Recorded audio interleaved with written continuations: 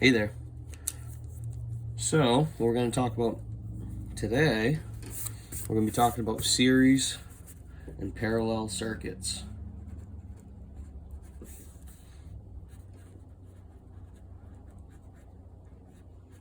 Okay? Series and parallel. So, never mind these lines. So, series and parallel circuits. This is just basic electrical theory.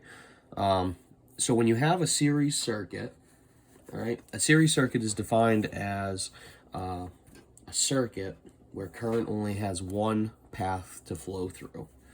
All right, so one path for current flow.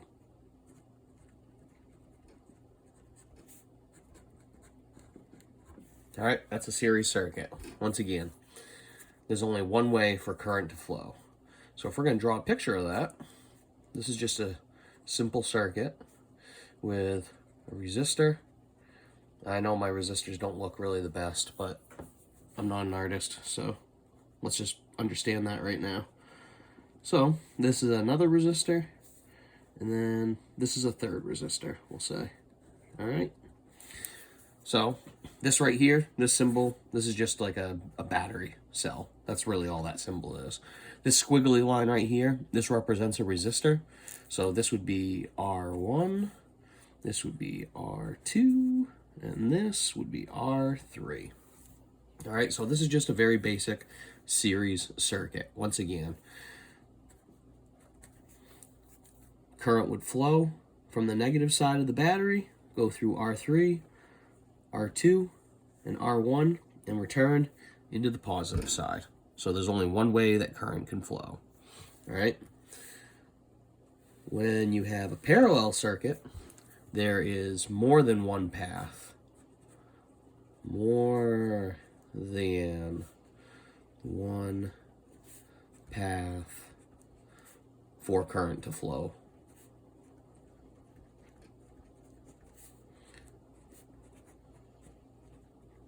Okay, so if we were going to draw a drawing of a parallel circuit, it would look like this. Let's say we got a resistor here, comes down, complete the circuit. Let's say we got a resistor here, and we got a resistor here. We'll call this R1, R2, and R3. All right. So, as you can see here, current is going to flow from the negative to the positive side of the battery. All right. It's going to come down here, and then it's going to branch off. Current can go here. It can go this way, but it can also go this way. And then it can go down this branch, or it can continue to go around through this branch. All right. And then it can also, on the other side, on its way back to the battery, it all converges again at this point right here, and then goes back to the battery. Okay. So once again, a parallel circuit has more than one path for current to flow. All right. So when we're talking about this stuff, when we're talking about series and parallel circuits, it may seem kind of abstract, and because I mean, how often do you when you're in the field, how often do you actually see resistors in parallel, kind of in this way, in something that looks similar to how this is drawn. But in actuality, we see stuff like this a lot more commonly than we might think. As a matter of fact, a parallel circuit, 95% of the time when we're troubleshooting a circuit, what we're dealing with is a parallel circuit, right? And sometimes things are wired in series, but it doesn't necessarily mean that it's a series circuit per se. And we'll kind of get into the differences between the two. But for what we're talking about right now, this is just these two rules. is what makes up a series and a parallel circuit, right? So a series has only one path for current to flow, and a parallel circuit has more than one path for current to flow, all right? And then you have series parallel. Series parallel. All right? And this, as you may guess, incorporates both elements of both types of circuits into it. So you may have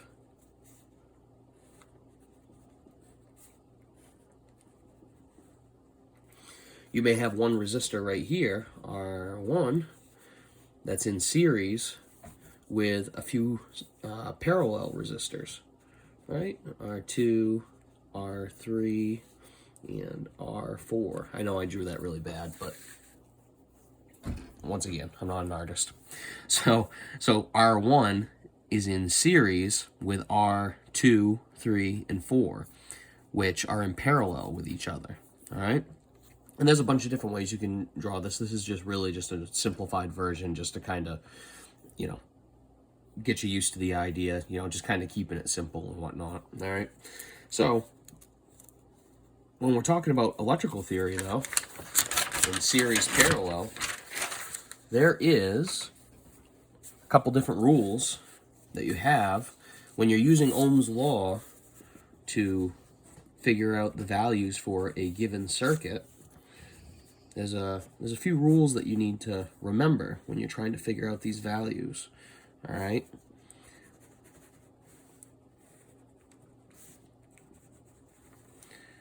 So we'll start with this simple circuit here. So we have E, I, R, total. E, I, R, 1.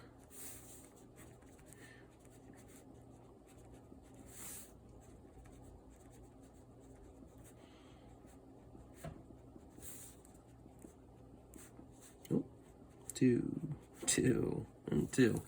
All right. So there's a few rules for figuring out all these values, okay? In a series circuit, all of the voltages add up.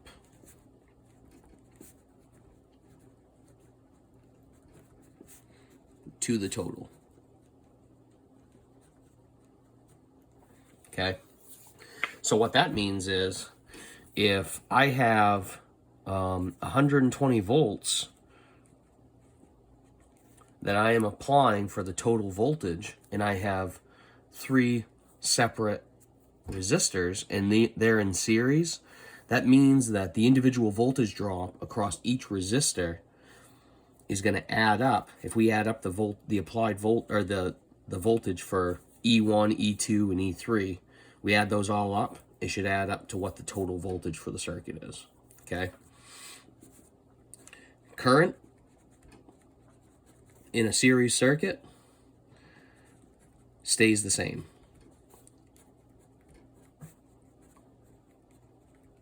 Okay? So if we have 2 amps for the total current, that means that we're going to have 2 amps at each one of our resistors, or each one of our loads, excuse me. Okay? So then we would have the resistance. We've talked about the voltage and we've talked about the current, and then the individual resistances, or resistors, or loads, and those add up as well. So if we have 10 ohms, 15 ohms, and 20 ohms, each one of these would add up, all right? So it'd be 10 ohms here, plus 15 is 25, plus 20, 45 ohms, okay? right? And then you would use Ohm's law to find the individual voltages. Remember, Ohm's law, E over I, R, right? So, to find voltage, when we know I and R, we go I times R. So this right here, 2 times 10, right? 20 volts. This right here, I times R, 2 times 15, 30 volts, right? Then this right here, 2 times 20, 40 volts. So this right here, so we got 40 volts and 30 is 70, plus 20 is 90 volts. So that initial value I wrote down was wrong, right? So once again, the voltages all add up, the current stays the same, and then the resistances all add up in a series circuit, right? Pretty basic, pretty easy. But those rules right there, if you remember those, if you only have a couple of the resistances, or if you only have a couple of values, you can use Ohm's law to find all of the other values that you need for a given circuit. All right. Parallel.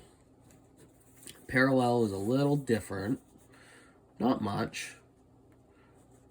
A little more to it, but it's not too bad. Right? Let's see if I can draw this one a little bit better than I did the last one.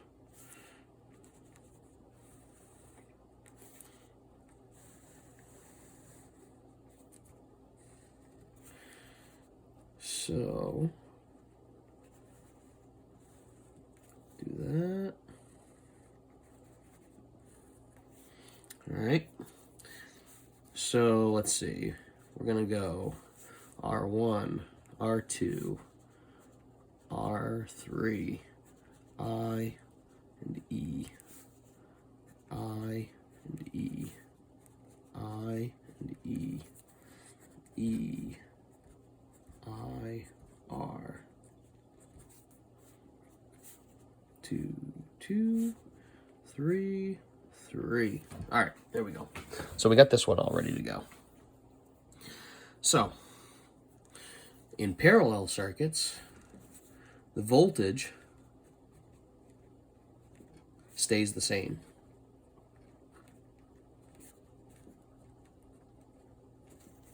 All right. So what that means is if you have 120 volts on one of these drops, on one of these loads, these resistors, if you know the voltage at one point in a parallel circuit, it's going to be the same everywhere else. So 120 volts, 120 volts, 120 volts. Okay? Once again, in a parallel circuit, voltage stays the same. And actually, a really good representation of this is think about all the receptacles in your house or, you know, in your school or any receptacle you've ever seen. You know, you're always plugging something into it. Well, the voltage is always the same at the plug. That's because everything is wired in a parallel circuit. All our receptacles, all our lights, like I said earlier, 95% of the circuits that we deal with on a daily basis are wired in parallel. Okay? So, current in a parallel circuit adds up. Okay? So that means if we have whatever the individual current draw at each one of these branches is, once we know those, we can just add them all up to find the total current for the circuit. Okay? And then the resistance. So, calculating resistance in a parallel circuit, there's a few different ways you can do it. All right. What I'm going to show you right now, well, there's a few different methods. I'll get into it. But the key takeaway is that in a parallel circuit, your total resistance for your circuit is going to be less than any one of these resistances at the individual branches. It's always going to be less. All right.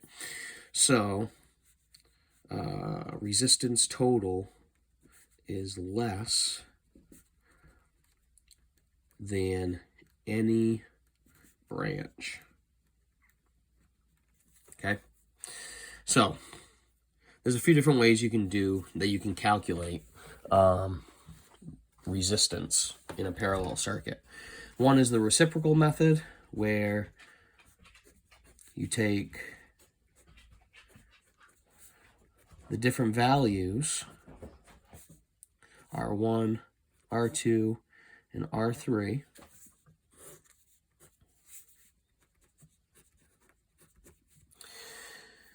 where you divide the resistance of each individual resistor and you divide it into one, and then you take the answer and you add all of those together, right? And then whatever that decimal value is that you have, you divide that into one, and then that is going to give you your total resistance. And that's really handy. Like if all three of these resistors were a different value, then that's what I would use. If this was 5 ohms, 10 ohms, and 15 ohms, then it would be 1 over 5 plus 1 over 10 plus 1 over 15. And then whatever that decimal value came out to be, I would add all those decimals up, and then it would be 1 over whatever that answer is. And that would give me my total resistance. Okay. So if let's say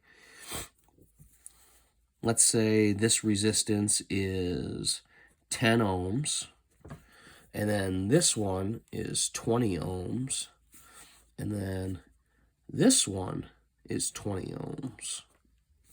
All right. So there's another way I can find the, if I want to find the resistance of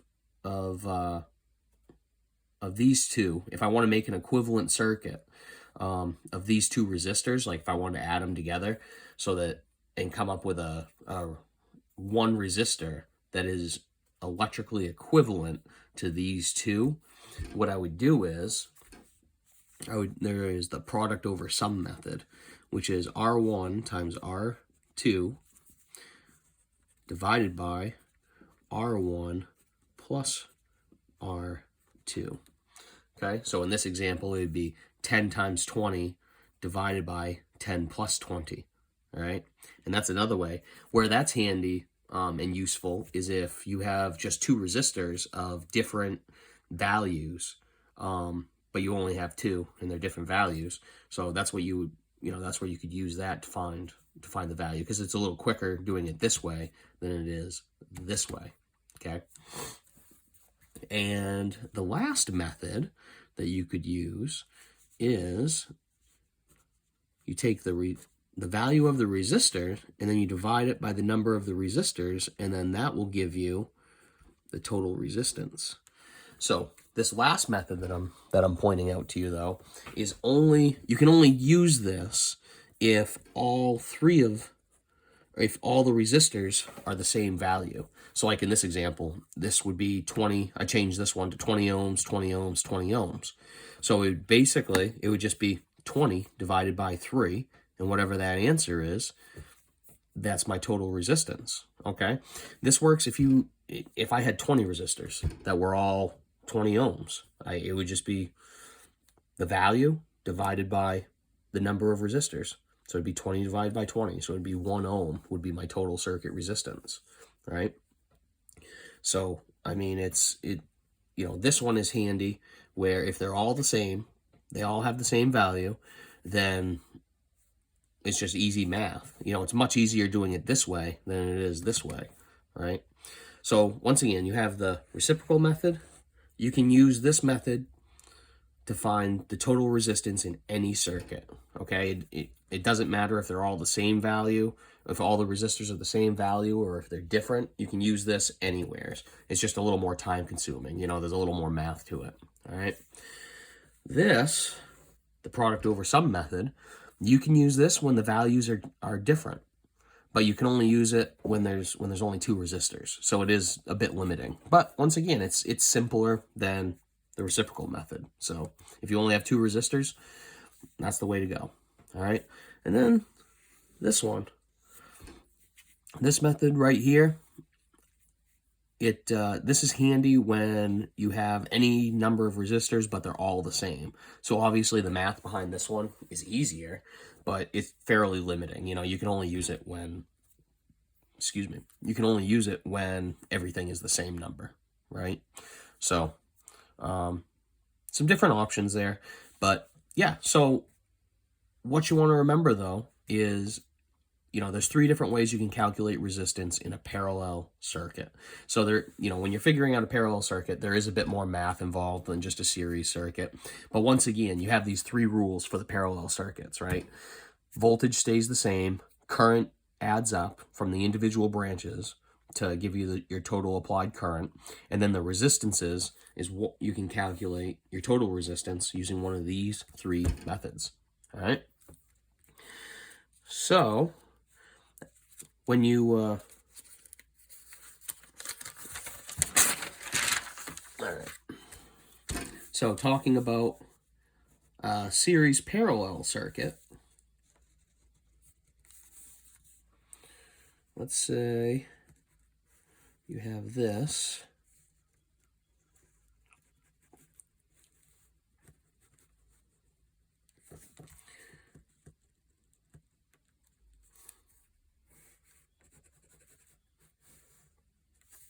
It's going to take me a second to draw here, so just imagine there's like some great elevator music or something playing. So, once again, I'm not an artist. Oh, let's see.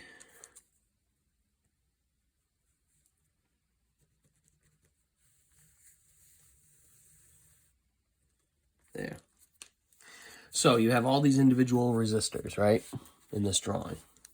So you got R1, R2, R3, R4, R5, R6, R7. And what the heck? I'll throw another one in here, right? You got R8. So we have 8 resistors right here. So how would we solve this problem?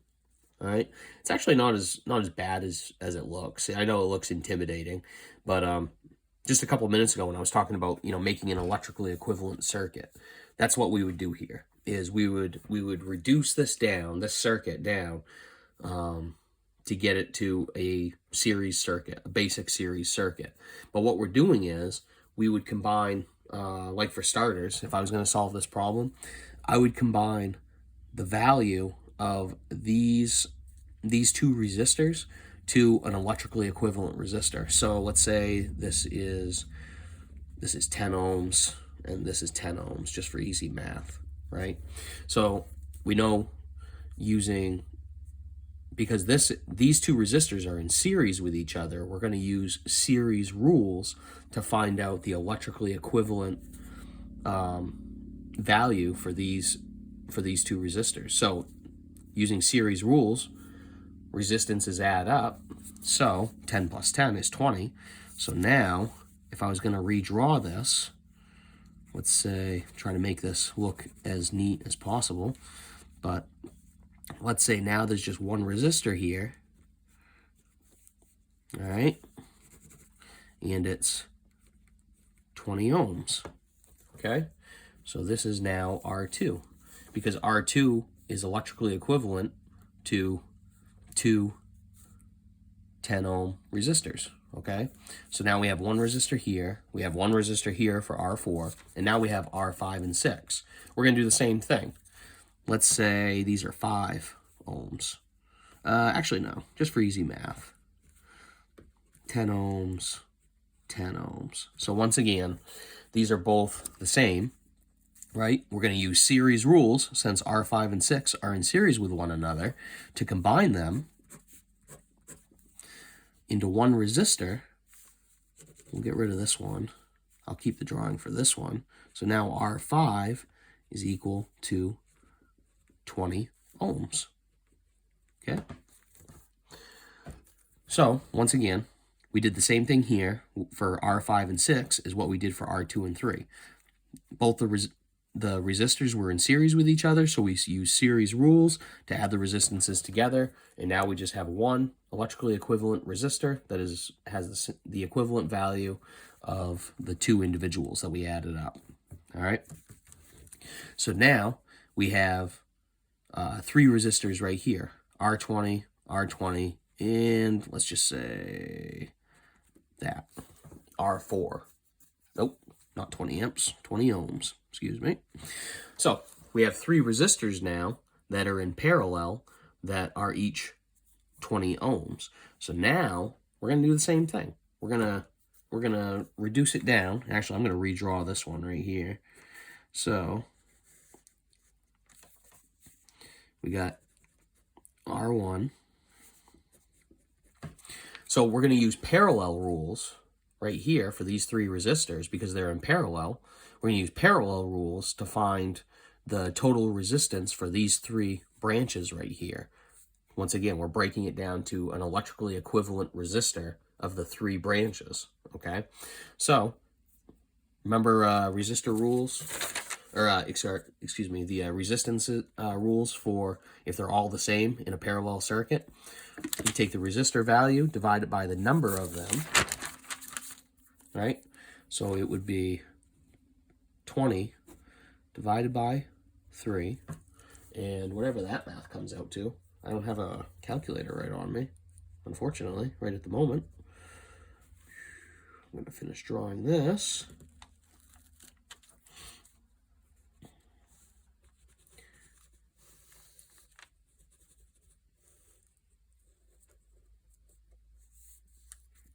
All right, so this is going to be R2 that we're reducing down. This is going to be R7, and this is going to be R8.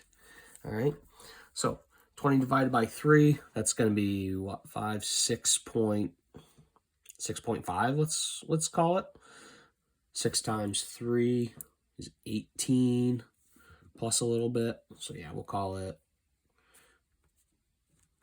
6.5 ohms, since I don't have a calculator right on me. So what we've done is we've used parallel rules to find the common resistance, or the equivalent resistance, of these 3 parallel resistors, okay? So once again, though, 6.5 ohms is the equivalent resistance of 3 20 ohm resistors in parallel. So that goes with the rule for parallel resistances. The resistance total is less than any branch, right? So that makes sense. So now what we've got here is we've broken this circuit down, and we've got a simple series circuit now, all right? So now if this was, 16 ohms, 25 ohms, and 32 ohms, you would add all of these together, and then you could solve for the rest of the problem. And I'm not going to work that problem out because I think we've hammered on that enough right now. But that's how you break down a series parallel. Sometimes they're called the combination circuit, but that's how you break it down to simplified terms and to solve for all the values. Okay, so the biggest takeaway, though, really, when you're dealing with these combination circuits, like how this one was drawn before I started solving for it and totally messing up the the drawing and scribbling on it, but how this was drawn first with all these different branches and different resistors on here, it looks intimidating. But the thing to remember, though, is if you have a section that you're solving for that's in series, you use series rules to solve for those values. And if it's in parallel, then you use parallel rules to solve for the values that you're looking for. All right, and you just do that. And you keep reducing it down, and you can take a huge circuit that has all kinds of branches on it, and you're simplifying it down to a simple series circuit, and that's how you solve for everything. All right, so yeah, I hope that was helpful. If anyone's got any suggestions or whatever, I'm all ears. I know this is very basic, very rudimentary, the way I'm presenting all of this, but I mean, really, the meat and potatoes of this stuff is the same. It doesn't matter, how I deliver it. The rules and the method for solving for these items is still the same. You know what I mean? But yeah, like I said, hope that helps someone out there. And if you get any suggestions, just let me know. Thanks a lot.